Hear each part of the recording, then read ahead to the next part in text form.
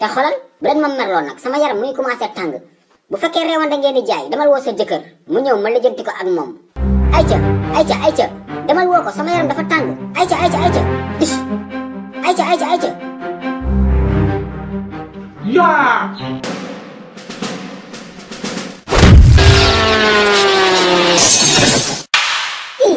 da ngay bette xaaral ma jóg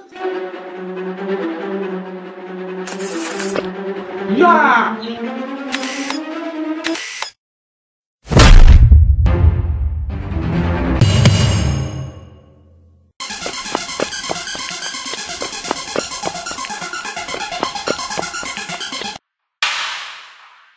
Wani jaay doo jug na nga jéem a lekk dara dem ba tey nangu woo lekk. Ndumbe yow xanaa mënoo ma bàyyi wax naa la mënuma sàqami sama ñaari bëñ yi ñoo dañ.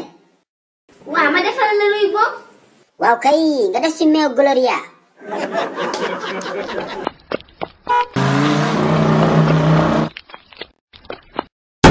Assalamualaikum Alaaji Sukulu est-ce que li mooy dégala ndekete dégala sa kanamu bi benn xale bu jigéen mu ndox yow benn taw foofu noonu. Ndumbe gis nga naafeq yi ak seytaane yi ak a ñoo bëri ci koñ bi. nijaay man kay damaa waaru rek. xeexu jàmbur lu ci sa yoon ba ngay daw ba say testal di jeex. ñàkk a maandu rek ko fi indi.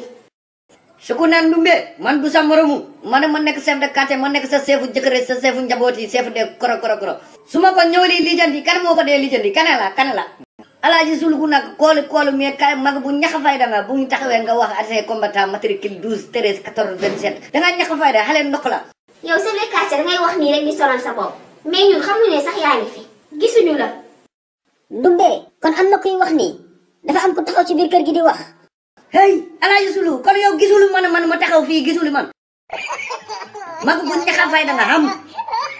Ndumbe man xaw ma ne woon am na ku fi nekk de. man dama jékki-jékki rek gis la ngay ree ma xam ne am na koy waxal mais man gisuma fi kenn. hay xoolali jëkkëri jabari bu ñàkk a fayda taxaw fii di gisuli xale bu jigéen bu la ñuusu fii ba toj sa bakkan bi toj sa boti bi toj sa tuñu man dina wër ba mu dëkki ma may papaam xaalis ma may yaayam xaalis ma may ko xaalis yi. kër gi xanaa daa am xaru jàmbur bu fi dugg sànq ba tey damay dégg ay mbee rek. xaaral sax léegi comme ma wax ak yow ngay nekk fii di bëri wax damay wëri xale bu jigéen ma indi ko fi ma atte leen par force yi.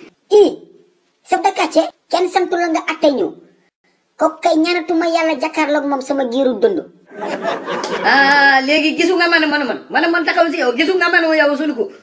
waaye maa ngi lay gis kay yow sa biiru domadaa bi fooy taxaw te duñ la gis.